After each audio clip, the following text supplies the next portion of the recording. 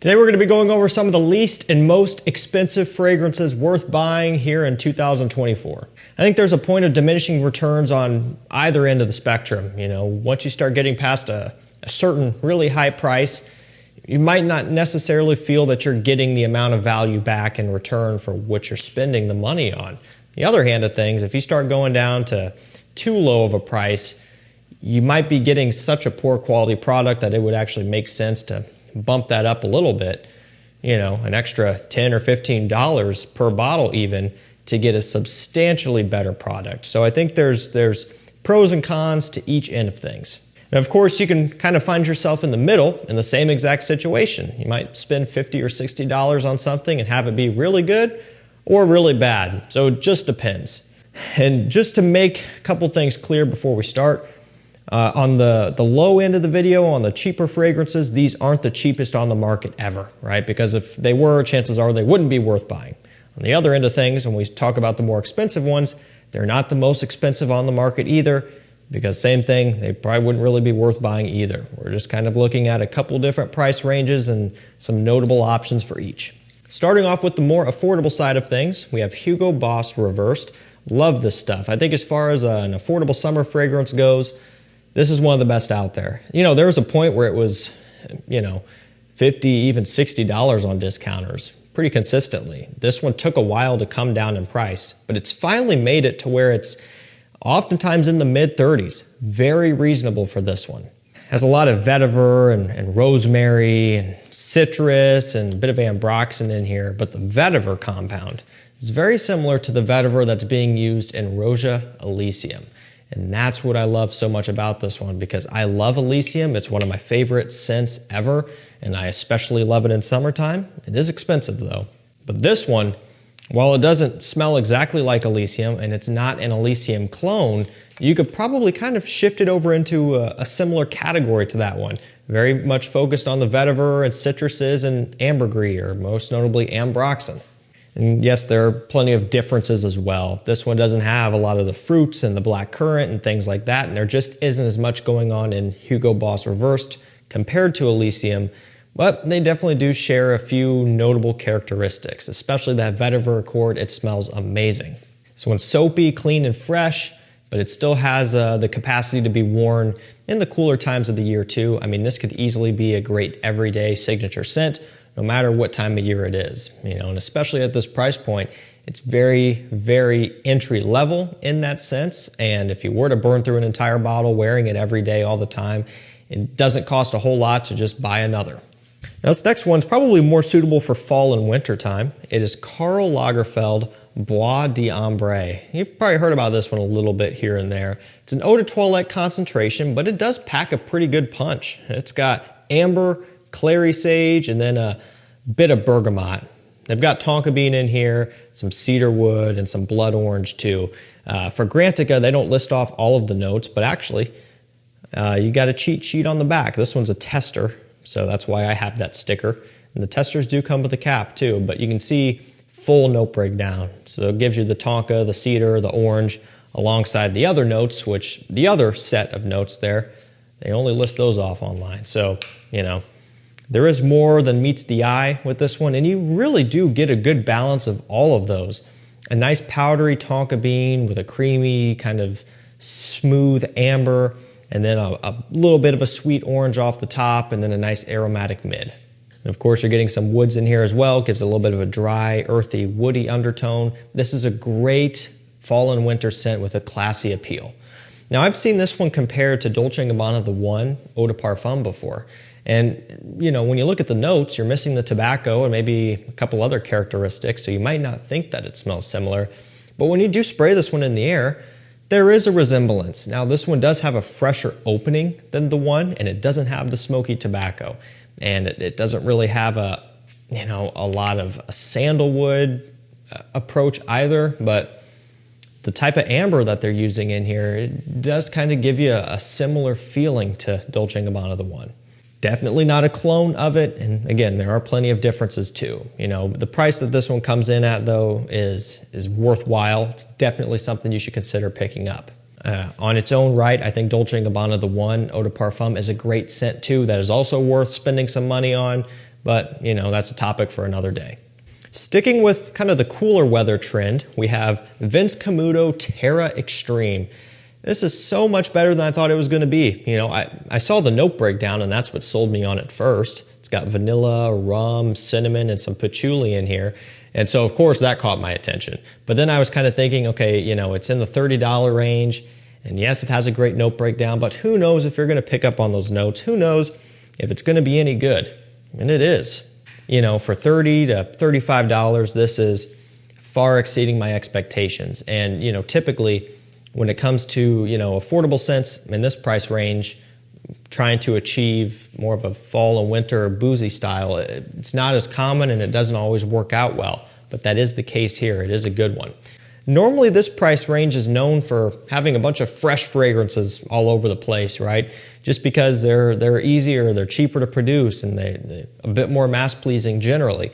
But this one is offering you a really nice, unique, cold weather style scent for a very reasonable price. This is a great one that you know, just don't hear about as much as some of the others.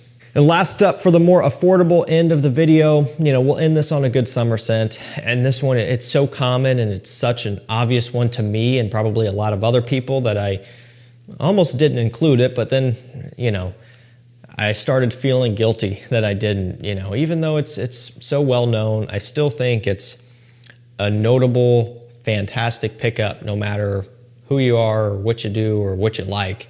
It's nautic A Voyage. I mean, man, this one's been around with me since the beginning of time. So maybe that's part of it, you know. But also, I try to look at it from an objective standpoint as well. For $20 or sometimes a bit less than $20, it's hard to find things that get much better than this. Yes, there are a few flankers. You know, there's Voyage Sport, Heritage, and N83, and Midnight Voyage, and I think that covers about all of them, at least in production ones, or ones that you can get easily. But I still always go back to the original. I think this stuff is amazing. You know, for the price, for an everyday wear, spring, summer scent, it's one of the best out there. And in typical fresh fragrance fashion, now you could wear this year-round as well. There are many better options for wintertime when it's freezing below zero outside, but this could work. This would work better in winter than something like Vince Camuto Terra Extreme would work better in the dead of summer. You know, fresh and cold weather, they can get along better than sweet and hot weather. So something to keep in mind. You can get a lot of use out of this one. Okay, now we're going to jump over to the more expensive side of things. You know, like I said, these aren't necessarily full-on crazy. There's a couple that are a bit more pricey, and there's a couple that are very reasonable. So we'll get things kicked off with Tumi 19 Degree. So this one's in straight concentration, and holy crap, is this a powerhouse off the opening. This stuff is absolutely incredible. Opens up with a nice raspberry note. You get some saffron and some leather alongside of it. But that opening, that raspberry, it is to die for. Fantastic. It's fruity, it's sweet, but then it's kind of rich, earthy, and leathery as well as it starts to dry down. It's just, it smells so good. So fruity and smoky and kind of spicy. Now, you know, one thing that I'll point out, because I think this would definitely make people think, you know, does it smell like Tom Ford Tuscan leather? Because you see raspberry and you see leather. No, it doesn't. Actually, to me, there isn't much of a resemblance at all.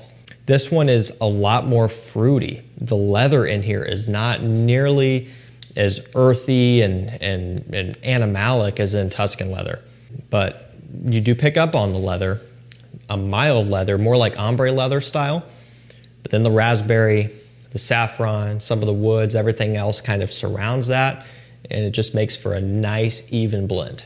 This stuff is severely underrated, you know, firstly because of the price. I think it retails for somewhere like $175, which is expensive, definitely, but also, you know, at the current state of the designer market with elixir scents and everything like that, you know, it's not the end of the world. But yeah, definitely going to be out of reach for some people, and I get that. But also, to me, it's just not big in the world of fragrances like so many of the other big designer brands. So those two things are kind of limiting this one, but definitely one that you should splurge on if you want a really unique fall and winter leather fruity scent. That sweetness mixing with everything is fantastic. I can smell it in the air.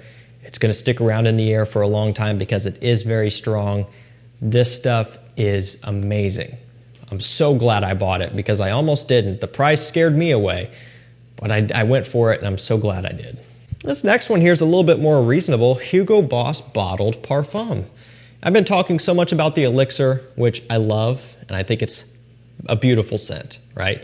But let's kind of give that one a break. I understand, you know. We'll talk about something different. Not to forget about Boss Bottled Parfum because, I don't know, I just don't see this one a whole lot around. I don't hear it talked about all that much, but I really like it. It's got olibanum, cedarwood, leather. Smells great. Smoky, rich, kind of resinous and sweet. You know, maybe it does smell a little bit like Boss Bottled Elixir. However, it just isn't that rich and intense and extreme. And there's actually a bit more of an aromatic note in here. There's like a kind of a aromatic fir resin going on, and then like maybe a fig leaf I remember seeing. Something like that to give it a kind of unique, not necessarily full-on summer smell, but a unique different style. You know, fig, it's typically used in summer scents, oftentimes maybe with a coconut note or something like that. There's none of that in here, but it does kind of switch things up a little bit. This one's pretty reasonably priced, as are most Boss Bottled fragrances on discounters. Definitely something to check out if you want to change it up a little bit. Next up, we have Bottega Veneta Pour Homme Extreme. Oh man, this stuff is so good. And you know, the thing about it is it's kind of out of stock a lot on discounters. That's the main thing that's holding this one back. A lot of people do their shopping primarily on discounters. They don't want to go over to retail. That's kind of the problem here. However, it's worth retail. It's worth paying whatever you can get it for as long as you're not paying over retail. So retail and below, jump in on it. Pine tree, fir, juniper berries, and leather in here. A lot of leather over on this side of the video.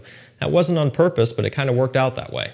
I don't know, maybe there's a correlation between leather fragrances and a higher price. It definitely would make sense. To be fair, the leather in here is not as prominent as in some of the other scents.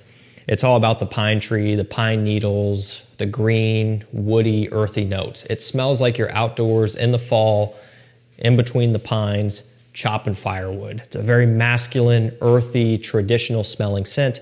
There's zero bubblegum sweetness. There's zero blue fragrance smell. There's zero iris. There's nothing that involves any of the new style of trends with this. This is kind of more old school. But don't get me wrong, it still does have a modern approach, and it's something that can be enjoyed by many different age groups, and no matter what your taste is, I think we could all find a little bit of appreciation in this one. It's just more of a older style, masculine smelling scent, which I love. I'm a big outdoorsman, love being outside in the woods. This just reminds me so much of it. So we're gonna finish things off with a niche fragrance. This one's by far the most expensive here in this video, but it can be had on discounters for below retail asking price. And as far as boozy fragrances on the market, this is probably one of the best ones I have ever smelled. And I'm a big fan of that genre, and I've got many of them. But this is probably the best one, okay? Killian Straight to Heaven. You know, just the original. It's got rum, cedarwood, dried fruits, patchouli, nutmeg. It's got this oak barrel, boozy, smoky rum accord. It smells just so realistic and absolutely breathtaking. Now, this is not going to be for everybody. If you're not a fan of boozy scents, you know, this probably isn't going to excite you all that much. But for me, when I smell this one now, you know, in summertime, it makes me excited for fall and winter to wear it. As soon as we start getting into that cooler weather time of the year, there's something about wearing this one on your skin, and then you step outside into kind of a cooler, chillier temperature, you know, like hoodie weather and things like that. It's so comforting, but it also gives you such a feeling of confidence and makes you feel sure of yourself. There's just something magical about this stuff. You know, again, it's expensive, right? Compared to a lot of other niche, though, it's not outrageous. But again, it's a bit of an investment, and it might not be the best blind buy for everybody. But if you know what you're after, this stuff here will be like a dream come true to you. Alrighty guys, that's gonna do it for me. Some fantastic fragrances on a couple different price ranges that are worth picking up. I will link them all down below. Thank you so much for watching. Stay safe, stay healthy. We'll see you tomorrow with another one. Take care.